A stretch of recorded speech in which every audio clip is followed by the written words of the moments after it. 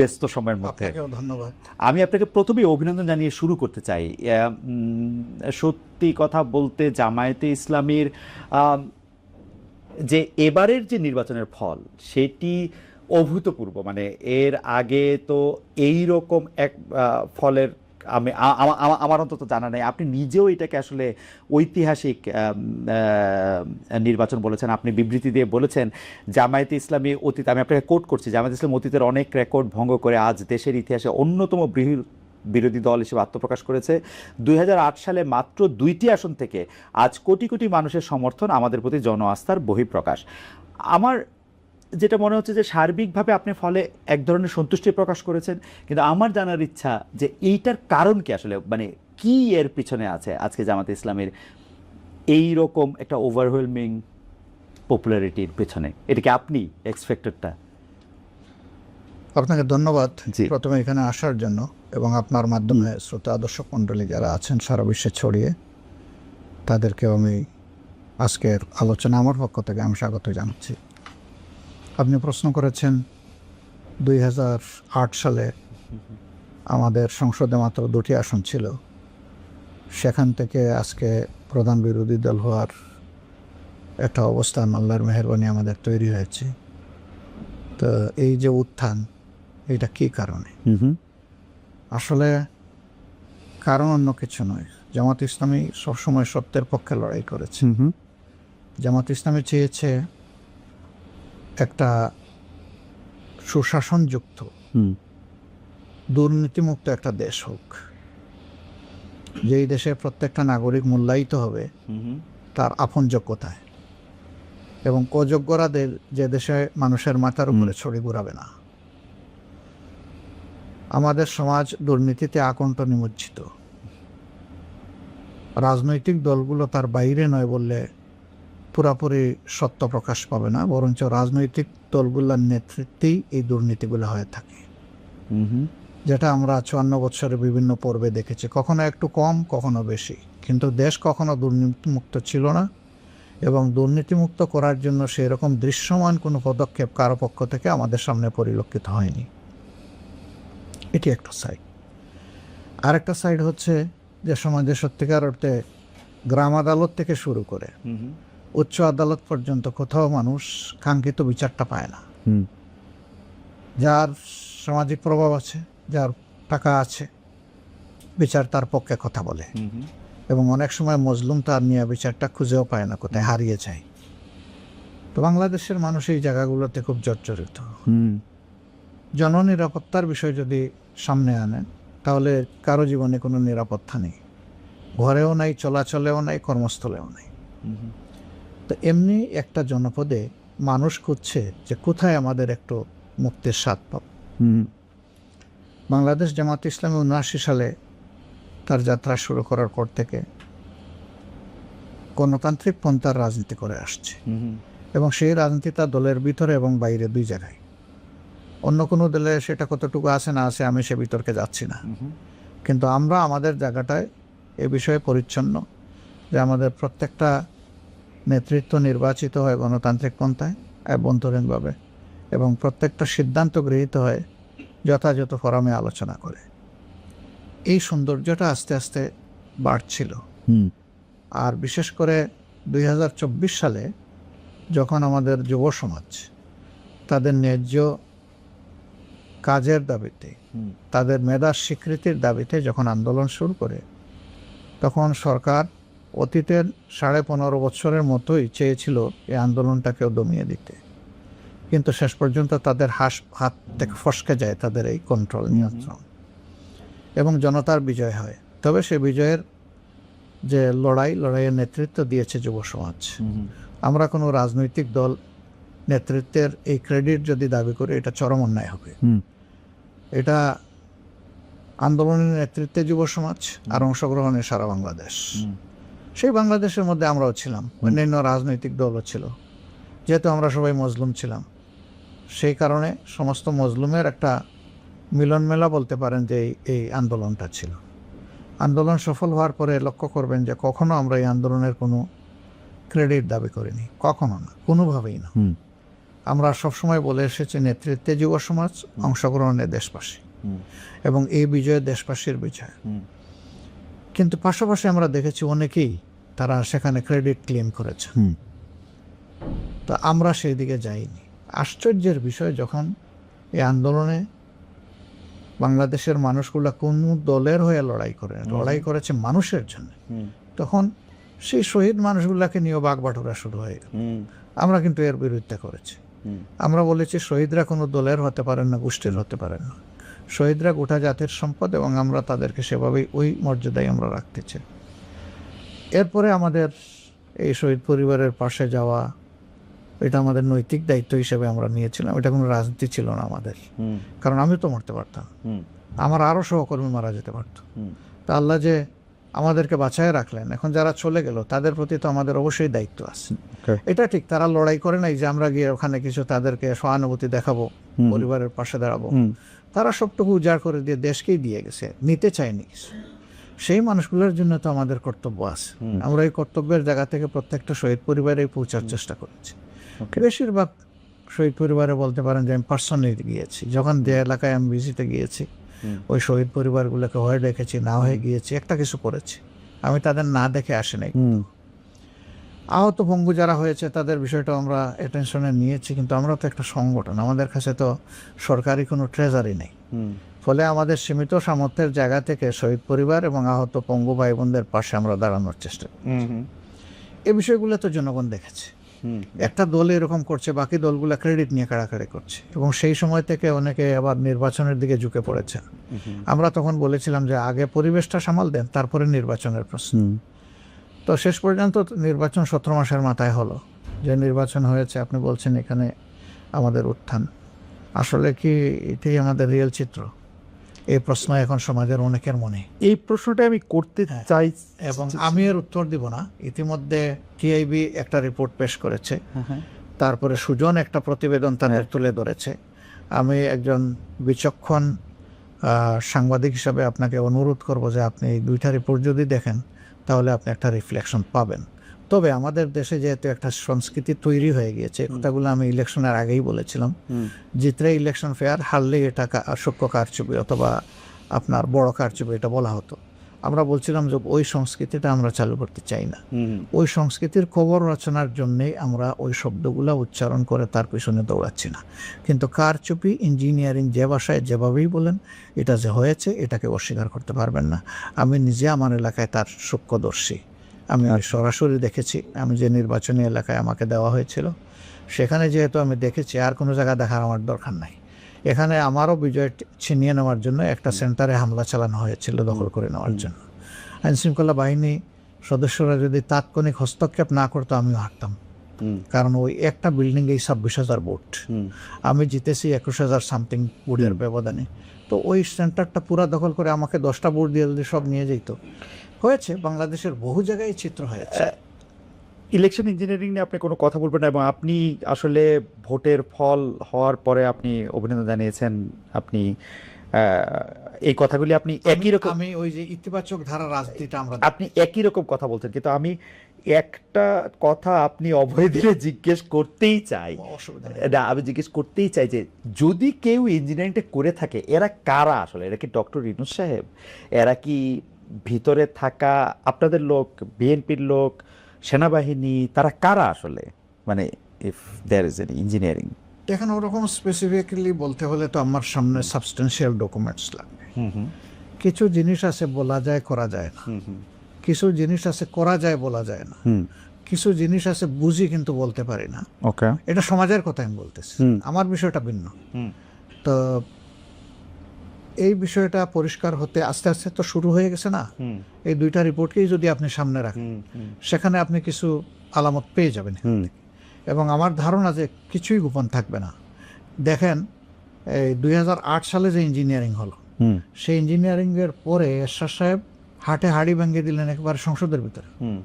উনি বললেন যে মাননীয় সংসদ সদস্য কিন্তু ভুলে যাবেন না আমরা কিভাবে এই সংসদে এসেছি, কার হাত ধরে এসেছি, সবকিছু জনগণের ভোট নয়, এটা উনি বলে দিলেন একদম খোলামেলা। উনি মাঝে মাঝে এগুলো বলে দিতেন। একসময় বলছিলেন যে এখন আমরা এমন এক জনপদে বসবাস করছি, পরে থাকলে খুন আর বাইরে গেলে গুম। এই শব্দটা কিন্তু উনি বলেছিলেন, এবং সেই সরকারের অংশ, বিরোধী দল সরকারের অংশ, মানে সেই অবস্থায় তিনি বলেছিলেন আমাদের ধারণা যে ঠাকুর ঘরে কে রে, আমি কলা খাই না, একদিন কি একজন বলে ফেলবে, আপনারা জেনে ফেলবেন।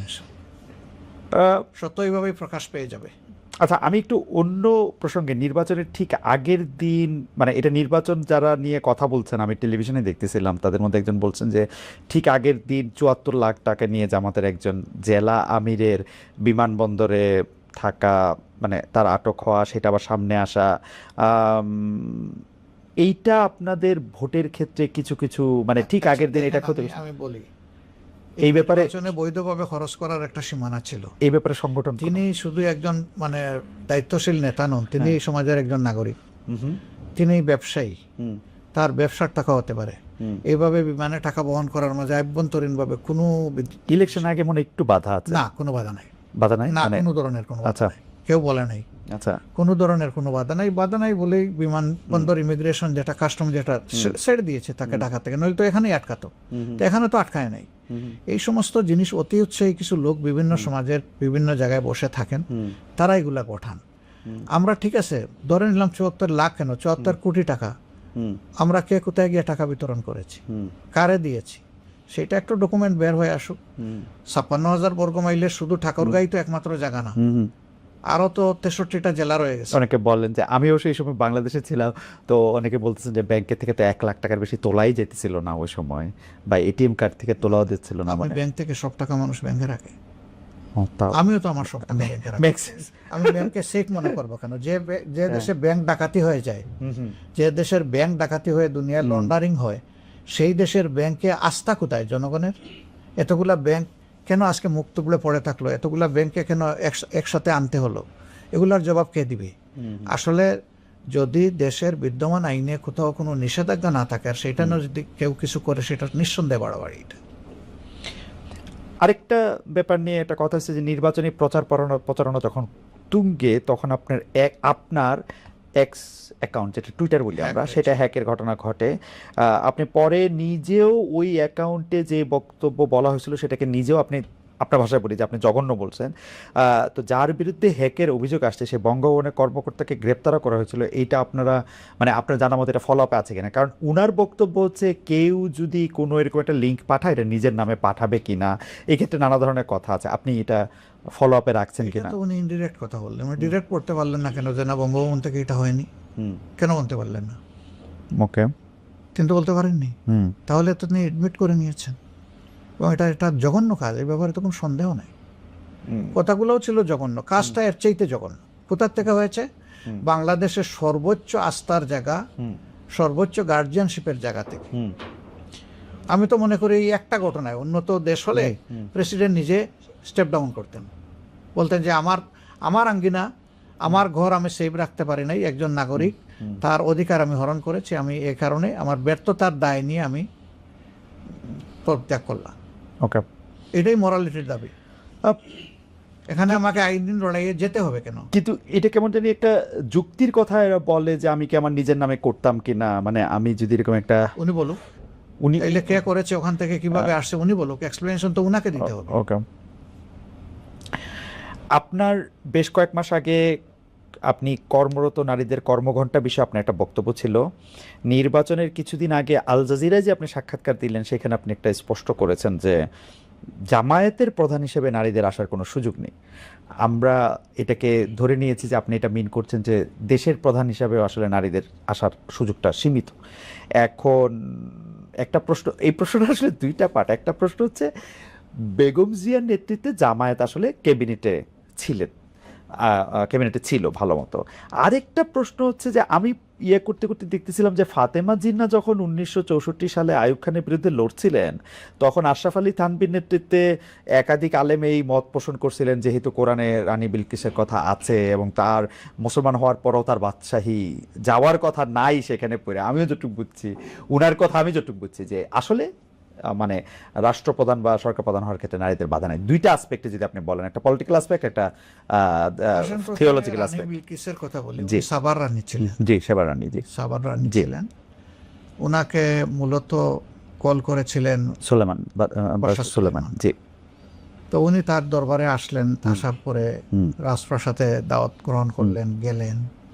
তারপরে তার মানে রানীগিরি ছিল না, এটার কোরআনে নাই, এটার কোরআনে নাই, এই পর্যন্ত কিন্তু চ্যাপ্টারটা ক্লোজ। চ্যাপ্টারটা ক্লোজ, সূরা আমল, এবং এইটার কোনো অথেন্টিক হিস্ট্রিও নাই আমাদের সামনে, আমাদের কাছে নাই, পরবর্তী পর্যায়ে কি হয়েছে না রাইট হয়েছে। রাইট। সুতরাং সেটাকে আমরা রেফারেন্স আকারে এখানে নিতে পারছি না। ওকে। আর তিনি ছিলেন মূলত অগ্নিপূজক। তো এটা তো বিশ্বে অনেক জায়গায় সেটা ছিল তখনকার আমলে, পরবর্তী যুগেও ছিল, যেমন এখনকার ইরান, তাদের অবস্থাটা ওই রকম দাচের একটা বিষয় ছিল। কিন্তু পরবর্তীতে তারা যখন তাদের অ্যানসেস্টর যারা ইসলাম কবুল করেছে, তারা তখন ওইটা থেকে বের হয়ে এসেছে। তো সেটাকে আমি রেফারেন্স হিসেবে নিতে রাজি না। ওকে, ফেয়ার এনাফ। এখন আর রিজালু কাওয়ামুনা আলান নিসা, কেন আল্লাহ সেটার ব্যাখ্যা দিয়েছেন যে নারী জাতির বেশ কিছু দায়িত্ব পুরুষকে পালন করতে হয়, কিন্তু পুরুষের কোনো দায়িত্ব নারীকে পালন করতে হয় না। ওকে। নারী যদি কোনো ব্যবসা করে, স্বামী পুরুষ লোকটি এখানে কোনো হক দাবি করতে পারে, কিন্তু পুরুষের যে অ্যাসেট আছে সেখানে নারীর অংশ আল্লাহ তাআলা নির্ধারিত করে দিয়েছেন। কেন? যে তাদের এই দায়িত্বটা তোমাকে নিতে হবে। আমি কোন দৃষ্টি থেকে বলেছি? আমি বলেছি কোরআন যেটা বলেছে সেটা, আমার কোনো কথা না। এখন কোরআনের আইন তো মানব জাতির জন্য, শুধু মুসলমানদের জন্য না, এবং শুধু মানব জাতির জন্য না, আল্লাহর অল ক্রিয়েশনের জন্য কোরআন। সারা সৃষ্টির মধ্যে সামঞ্জস্য এবং শৃঙ্খলা বিধানের এইটা হচ্ছে গাইডবুকটা হচ্ছে কোরআন।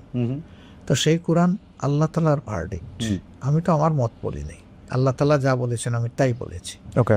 এখন আপনি বলতে পারেন যে তাইলে কি নারীরা ওই জায়গায় আসতে পারবে না? হ্যাঁ, দেখেন রিয়েলিটি দেখেন। আপনি আমেরিকায় আছেন না?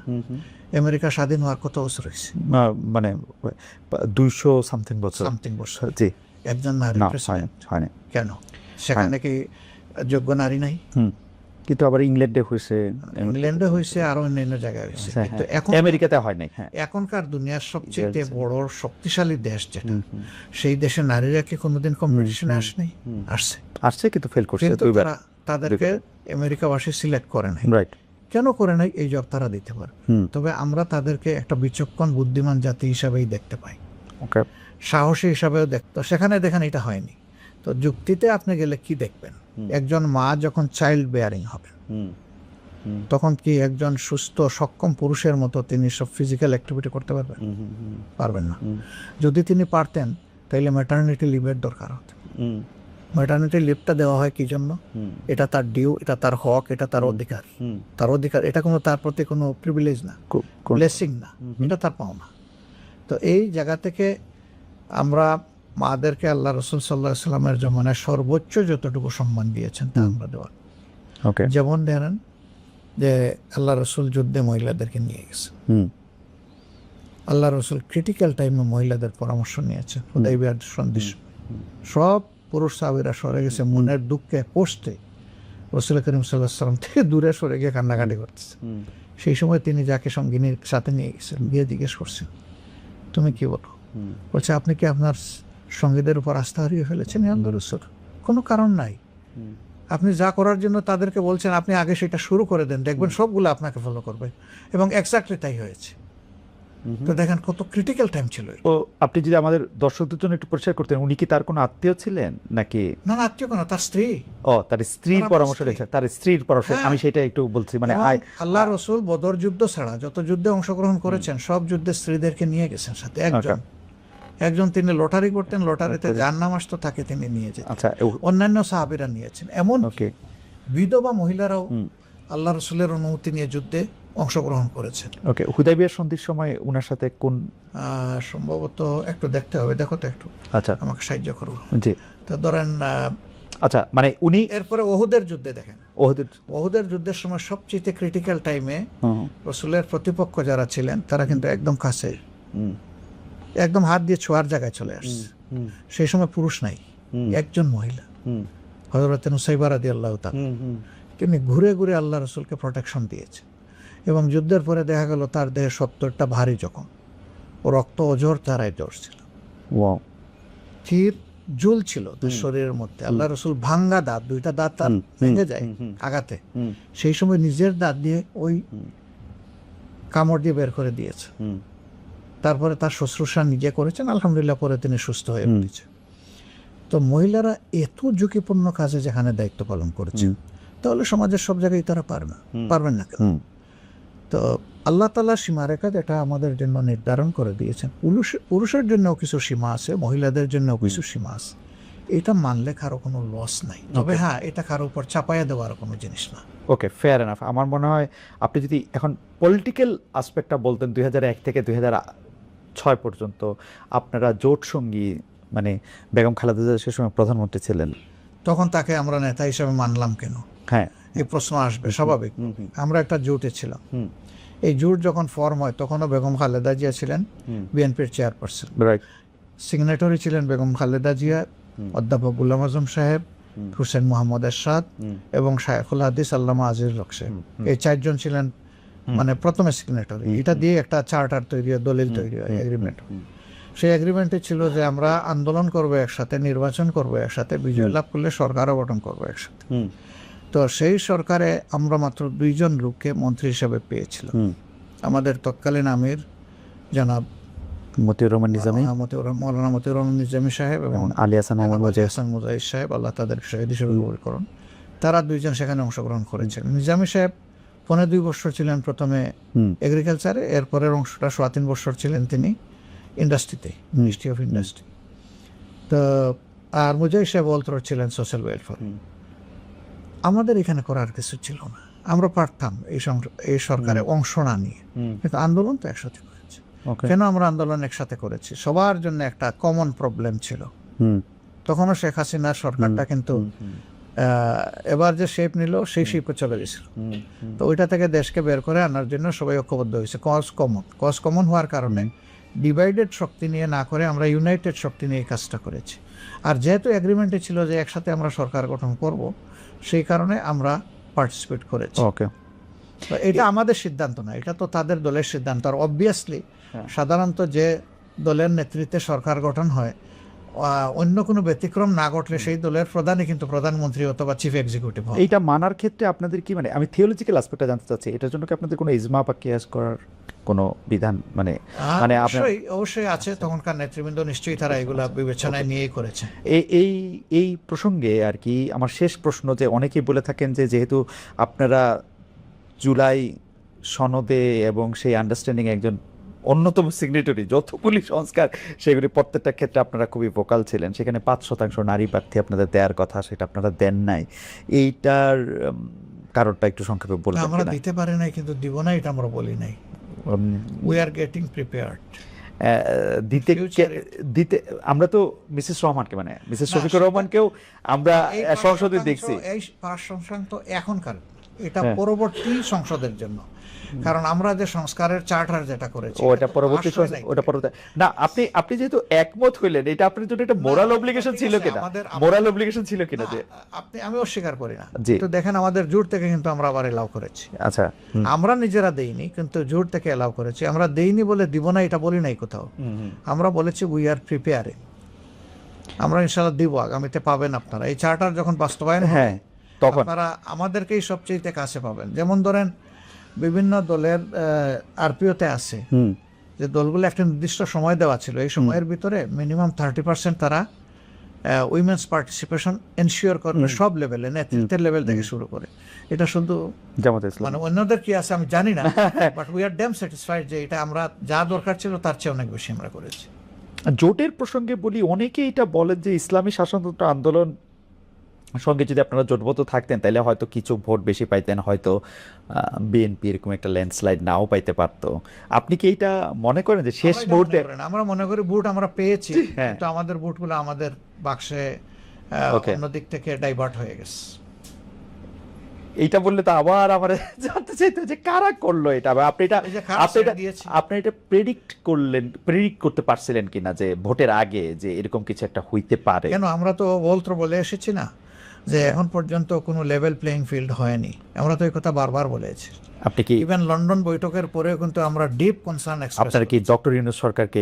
অবশ্যই আমরা সব না, আমরা ওনাকে দায়ী করছি না, কিন্তু ওই লন্ডন বৈঠকে গিয়ে যখন মানে 4 দিন আগে দেওয়া নির্বাচনের ডেট উনি পাল্টায় ফেললেন, কারোর সাথে কোনো কনসালটেশন ছাড়া, অন্য কোনো স্টেক হোল্ডারের সাথে কোনো মত বিনিময় করলেন না। সেই দিনই আমরা বলেছি যে আসলে নির্বাচনের লেভেল প্লেইং ফিল্ড থাকে না, ফিল্ড একদিকে ঝুঁকাই দেওয়া আমরা গেছে বলে নেই, আমরা বলছি ঝুঁকে দেওয়া হয়েছে। আমরা যখন উনার সঙ্গে তো আমার কথা হয় না, কিন্তু উনার উপদেষ্টাদের সঙ্গে যাদের সাথে কথা হয়েছিল তারা কিন্তু এটার আবার একটা আড়াল নিতে চেষ্টা করলেন। ডক্টর রহমানই তো বলছিলেন যে আমরা ফেব্রুয়ারিতে ইলেকশনটা করি, রোজার আগে করি। ডাউট আপনি দেশে ফিরে আসতেন, আপনি ওখানে বলতেন যে আপনার ওপিনিয়ন আমি নিলাম, দেশে ফিরে গিয়ে আমি আবার একটু তাদের সাথে কথা বলি। আমি একজন বলছি, কিন্তু আরও তো স্টেক হোল্ডার ছিল, এখানে প্রায় 40টা দল এই ডায়ালগে অংশগ্রহণ করেছে।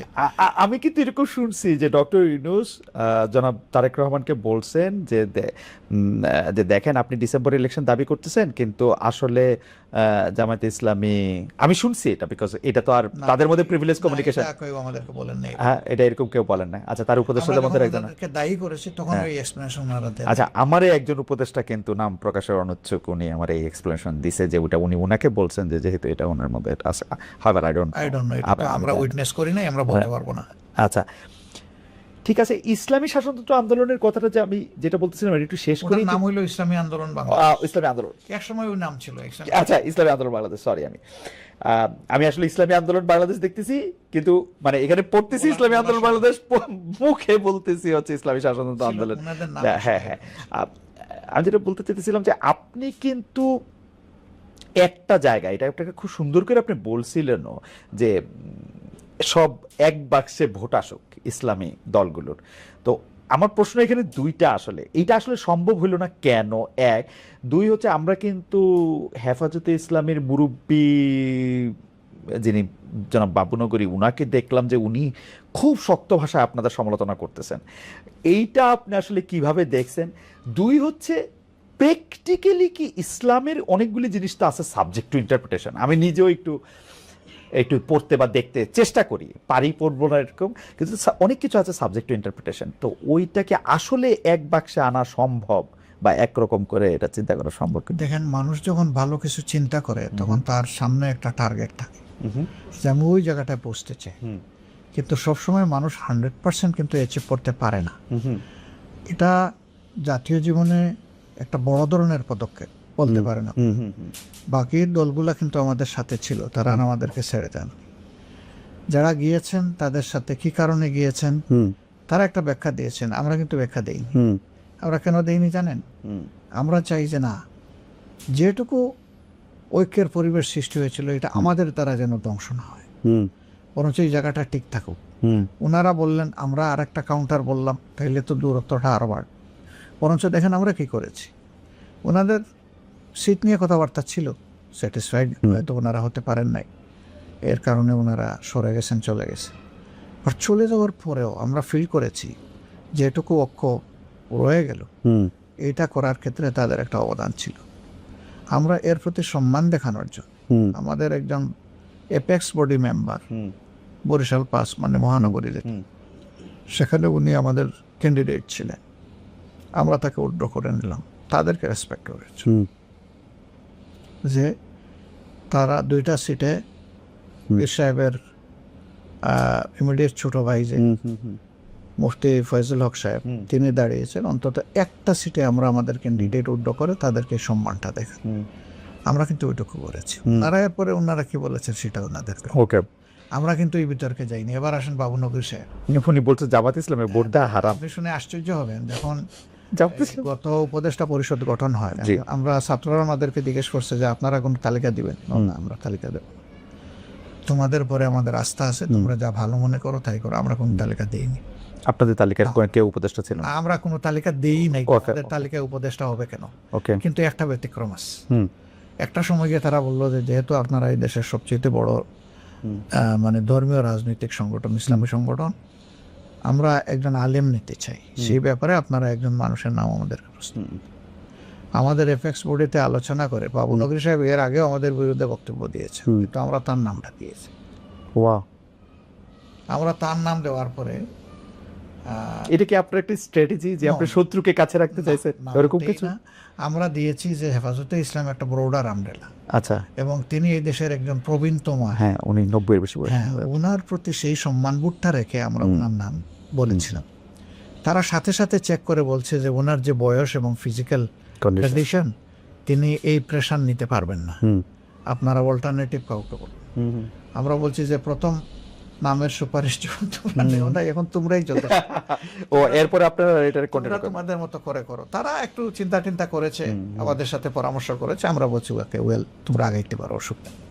কিন্তু আমরা যদি আসলে এই সমস্ত বিতর্কে জড়ায় যাই আর সেই সমস্ত আলিমুল আমাদের কথার জবাব দিতে যাই, এটা আমাদের নিজেদেরই খারাপ লাগে। আমরা এই পলিসি আমাদের নাই। ওকে, যদি এখন আমি ওই থিওলজিক্যাল বা ধর্মতত্ত্বের কথাটাতে আসি, এটা কি আসলে প্র্যাকটিক্যালি পসিবল যে ধরেন মানে আমি যদি চরমনের পীর সাহেবদের কথা বলি, আমি যদি এখানে আনাতুল আব্বাসী সাহেবদের কথা বলি, আমি যদি আট রশিদ পীর সাহেবের কথা বলি, বা মাওলানা রাজ্জাক বিন ইউসুফের কথা বলি, জামাত ইসলামের কথা বলি, ইসলামী দলগুলো সবাই মিলে মানে আমি বলি এইটা কি আসলে মানে সম্ভব কিনা? সবাইকে একই আমরেলার, হ্যাঁ হ্যাঁ হ্যাঁ হ্যাঁ, এটা যদি আপনি গ্রসলি যান তাহলে এখানে বিভিন্ন স্কুল অফ থটস আছে, আপনি পারবেন না, এটা বাস্তবতা না। কিন্তু তারপরেও সমাজে ভিজিবল যারা অ্যাক্টিভিস্ট, তাদেরকে যদি আপনি চিন্তায় রাখেন তাহলে জাতির কমন ইন্টারেস্ট আপনি চেষ্টা করে যাবেন। আচ্ছা, আপনার চেষ্টাটা যদি 70% সাকসেসফুল হয়, আপনি ধরে নেবেন আপনি সাকসেসফুল। ওকে, আপনাকে চেষ্টা করতে হবে, চেষ্টা না করে বসে থাকাটা এটা কোনোভাবেই মেনে নেওয়া যায় না। আর দেখেন আসলে ইসলামপন্থীরা যুগে যুগে কিন্তু সম্মান পাননি এই দেশে, না এই স্বাধীন বাংলাদেশে তারা কিন্তু সম্মান পান। আপনি দেখেন কোনো আমলেই তাদেরকে সম্মানের জায়গায় কেউ হ্যান্ডেল করে নাই। আপনি যদি হেফাজতের অর্গানাইজ হওয়ার ব্যাপারটাই ধরেন, তাদের উপরে যেটা হয়েছে এটা তো ইতিহাসের একটা ভয়াবহ চ্যাপ্টার দিয়েছে। আমি তো নিজে দেখেছি হেফাজতে ইসলামের প্রবীণ আলেম, বিদগ্ধ আলেম, বড় মাপের আলেম পায়ে জিনজের হাতে, আমার নেই কিন্তু তাদের আছে। কিন্তু আপনার কাছে এটা কেমন মনে হয় যে শফি সাহেব বেঁচে থাকে, মাওলানা শফি সাহেব বেঁচে থাকে, যিনি সবার মুরব্বী আসলে 3 জায়গার, উনি বেঁচে থাকতে যে শেখ হাসিনাকে কমই জননী? উনি বলেন নাই, মৌলানা রুহুল আমিন সাহেব বলেছিলেন। এখন ওনার সভাপতিত্বে হয়েছিল। হ্যাঁ হ্যাঁ হ্যাঁ হ্যাঁ, মানে হ্যাঁ হ্যাঁ হ্যাঁ, কিন্তু তারপরে যে হাটহাজারীকে বাড়তি, তারা কেন বলেছে, এবং হাটহাজারীকে বাড়তি মানে মানে কিছু জিনিস, যেমন আমি শুনছি কিছু খাস জমি, কিছু মানে মাদ্রাসার ইয়ার জন্য আর কি, বা একাডেমির সুবিধার জন্য, বাট মানে এটার আপনি কিভাবে ব্যাখ্যা করছেন? দেখেন আপনি যেভাবে শুনেছেন জি। আমিও শুনেছি, কিন্তু এই বিষয়গুলোর কোনো অথেন্টিক ডকুমেন্ট যেহেতু আমার কাছে নাই, এই ব্যাপারে আমি কথা বলা সমীচীন মনে করি না। আচ্ছা ঠিক আছে, তাহলে আমরা জোটের অন্য একটা প্রসঙ্গে আসি, সেটা হচ্ছে এনসিপি। আমরা দেখতে পাচ্ছিলাম যে আপনি এটা সবসময় কনসিস্টেন্টলি আপনি বলে আসছেন, যেটা আপনি খুব সুন্দর করে 2টা বাক্য বলেন, এই মুহূর্তে আবার মুখস্থ মনে পড়ছে, মানে নেতৃত্বে যুব সমাজ, অংশগ্রহণে সারা দেশ, মনে হয় ওরকম আর কি, জুলাই আন্দোলন সম্পর্কে। সেই নেতৃত্বে যুব সমাজের যারা অংশ, তারা কিন্তু একরকম আপনাদের কঠোর সমালোচকই ছিল। মানে আমি দেখতে পাইছি যে কেউ কেউ আপনাদের কঠোর সমালোচক ছিল। এখন তারা বিএনপি জোটে যাবে না জামায়াত জোটে যাবে নাকি কোনো জোটে যাবে না একক, এটা নিয়ে একটা দারুণ টানাপোড়েন ছিল। কেউ এরকম প্রেরিত করতেছিল, আপনি যেহেতু বলছেন নাহিদ, নাকি আপনি বলছেন বা আপনার বলাটাকে অন্য কেউ কোট করতেছে যে নাহিদ হচ্ছে আমাদের ছেলে, নাহিদের কারণে কি আপনার কথা তারা শুনলো নাকি আপনি, মানে এখন তো এটা জোটটা হয়ে গেছে। আমার এটাতে 2টা প্রশ্ন আছে এনসিপি নিয়ে। তো প্রথম প্রশ্ন হচ্ছে আপনি তাদের কনভিন্স কেমনে করলে, মানে তারা আপনার কাছে আসলে দেখেন কিছু দাবি কেন করলো? একটা ওয়ান্ডারফুল কাজ করেছে, যেটা আমরা করতে পারি নাই সেটা তারা করেছে। আমি তাদেরকে এনাফ ইন্টেলিজেন্ট মনে করি। তবে এটা বলতে পারেন আপনি যে তাদের বয়স, অভিজ্ঞতা, এগুলার লিমিটেশন থাকতো, এটা তো আমারও ছিল তাদের বয়সে। কিন্তু আমার মাঝখানে একটা প্রশ্ন আছে, আপনারা যখন আন্দোলন করতেছেন, 17 বছর ধরে মারা যাচ্ছেন, যখন এখানে গুম হচ্ছে, খুন হচ্ছে, বাজে ইলেকশন হচ্ছে, তখন তো তার আন্দোলনটাতে, আপনাদের আন্দোলনটাতে তারা অংশগ্রহণ করে নাই। তারা একটা সরকারি চাকরি, আমি কথার কথা বলতেছি, মানে ওনারা রাগ না করাটাই উচিত, কিন্তু আপনাদের যে আত্মত্যাগ, সেই সময় তো তারা এটাতে অংশগ্রহণ করে নাই। তারা তো এই মানে পলিটিক্যালি যে তারা চিন্তাশীল, এটার প্রমাণ তো আমরা পাই নাই। আসলে দেখেন এগুলা আপেক্ষিক ব্যাপার। তারা তখন কোন এনভায়রনমেন্টে ছিল না ছিল সেগুলো একটা বিষয়। এই ছেলেগুলা তখন বয়স কত ছিল, আরো ছোট ছিল, অন্য ছেলেরা ছিল আর কি, অন্য ছেলেরা ছিল। তো অন্য ছেলেরা তারাও কোটা আন্দোলন করেছে এর আগে একবার, ওইটা কোটার জন্য, আপনি কোটার জন্য, হ্যাঁ, ওইটা কোটার জন্য। পলিটিক্যাল আন্দোলন তো আপনাদের সঙ্গে শামিল হলো না, বিএনপির সাথে শামিল হলো না, সম্পৃক্ত হয় নাই। তো ঢাকা বিশ্ববিদ্যালয়ে তো সব আন্দোলনের কিন্তু সর্বকালের সত্যি, রাইট, এটা কিন্তু কেউ আমরা ইগনোর করতে পারবো না। সেই ঢাকা বিশ্ববিদ্যালয়ের অবস্থাটা কি ছিল? খুবই খুবই অপোজিশন ভয়েস সেখানে সাস্টেইন করার মতো কোনো অবস্থা ছিল না, ছিল না, টোটালি সেখানে সাপ্রেস ছিল ছিল না। এবং সেই সাপ্রেশনের কারণে ছাত্র সমাজ একটা আতঙ্কের মধ্যে দিন কাটাতো। হুম। এই আন্দোলনগুলো যেহেতু ইস্যু ভিত্তিক এবং সব ছাত্রদের ইন্টারেস্ট এখানে জড়িত, এই কারণে 18 সালেও এটা একটা সাকসেসের মুখ দেখেছে এবং ফাইনালি এসে 24 সালে এটা দেখেছে। তো তারা করে না এই কথা বলা যাবে না। তারা ছিল, বিভিন্নভাবে ছিল, কিন্তু তখনকার পরিবেশ পরিস্থিতি হয়তো তাদেরকে সেইভাবে এলাও করে। তা আমি বলছিলাম যে তারা তো ইন্টেলিজেন্ট এনাফ, আমার দ্বারা ইনফ্লুয়েন্স হবে কেন? তারা তাদের ভালো মন্দ বোঝার জন্য আমি মনে করি এনাফ, যথেষ্ট। তারা তাদের সব দিক বিবেচনা করে দেখেছে যে রাজনৈতিক এলি যদি সিলেক্ট করতে হয় তাইলে কাকে তারা বেটার মনে করে, তারা তো বেটার অপশনটাই চয়েস করবে। আর নাহিদের ব্যাপারে যেটা বলেছেন এটা আমি আজকে শুনলাম, আমি এর আগে শুনি নাই যে সে আমাদের ছেলে। আমি কারো মুখে এটা শুনি নাই। সে কোনোদিনই আমাদের ছাত্র সংগঠনের সাথে জড়িত ছিল না, এটা আমি কনফার্ম। ওকে, তার অবস্থান ছিল আলাদা। কেউ একজন, আচ্ছা আমার ঠিক মনে পড়তেছে না, মানে কেউ একজন হয়তো অন্য আরেকজনকে কোট করে এরকম একটা কথা। নাহিদ তো একা সিদ্ধান্ত নেওয়ার মালিক না। আচ্ছা, নাহিদের সাথে তো ধরেন তার আরো অনেকেই আছে, সঙ্গীরা আছে, সবাই কিন্তু তারা খুবই ইন্টেলিজেন্ট। আচ্ছা, আমি জাস্ট এই প্রসঙ্গে আপনাকে মানে অল্প অল্প বিরোধিতার যে কথাটা বলছেন, আমাদের বিরোধিতা কে করে নাই? আপনি সহ সবাই করেছে। আমি না মানে সবাই আর কি। আচ্ছা, সবাই করে, না করছি, আমরা সবাই করছি, এটা ঠিক আছে, কেউ তো বাদ যায় না, এটা ঠিক আছে। আমরা কিন্তু দেখবেন যে বিরোধিতায় অত রিঅ্যাক্ট করি না। না আপনি কখনো, আমরা কিন্তু অ্যাবসর্ব করে নেই সব কিছু। না এটা অ্যাবসলিউটলি ঠিক। আচ্ছা, আর তারা যারা করেছে আমি মনে করি এটা এসেন্স অফ ডেমোক্রেসি। এটা জানার জন্য যে এটা নেগোসিয়েশনটার ক্ষেত্রে কি আপনি মনে করেন 30টা বেশি হয়ে গেছিল এনসিপির জন্য, নাকি ইটস ওকে? মানে আপনি কি এটা হাইন্ডসাইট আপনি কি মনে করেন যে বা কম হয়ে গেছিল এরকম কোনো কিছু? আমরা আসলে বিষয়টাকে ফ্লেক্সিবলি দেখেছি সবার ক্ষেত্রে আছে। আপনি বলবেন তাইলে ফ্লেক্সিবলি দেখলে একটা দল চলে গেল, আমরা তাদের কাছে আমাদের এই ফ্লেক্সিবিলিটিটা হয়তো এনাফ মনে হয়নি, বাকিদের কাছে এনাফ মনে হয়েছে, বস তারা এটাকে অ্যাকসেপ্ট করেছে। ওকে, এইটা আপনাকে দ্রুত এটা জিজ্ঞেস করতে চাই। অনেক আইনজীবী এরকম বলতেছেন যে আপনারা একটা সংবিধান রক্ষা করার শপথ নিয়েছেন, এরপরে আবার এই সংবিধানটা ভাঙচুর করে ফেলে দেওয়ার শপথ নিচ্ছেন, এইটা নাকি আপনাদের আগের শপথটাকে শেষ করে দিছে। এইটাকে আপনারা আইনজীবীদের সাথে কথা বলছেন বা আপনাদের উচ্চ ফোরামে কথা বলছেন কিনা? মানে ওই যে সংবিধান সংস্কার পরিষদের শপথ আরেকটা নেয়ার ফলে আপনাদের আগের শপথটা বাতিল হয়ে গেছে কিনা? আগের কোন শপথ? ওই যে সংসদ সদস্য হিসেবে শপথটা আর কি। না, এটা তো ওখানে চার্টারেই লেখা আছে যে দুইটা শপথ একসাথে হবে, একই ব্যক্তি নেবেন, একই দিনে হবে। হ্যাঁ, এটা তো ওইটার আলোকেই আমরা নিয়েছি। বরঞ্চ যারা নেন নাই তারা সিগনেটরি হিসাবে এটা মানলেন না, এখানে তাদের অব্লিগেশন কিন্তু তৈরি হয়ে গেল। আমরা তো চাইবো তারা তাদের অব্লিগেশনটা ফুলফিল করুক। আমার শেষ প্রশ্ন সেটা হচ্ছে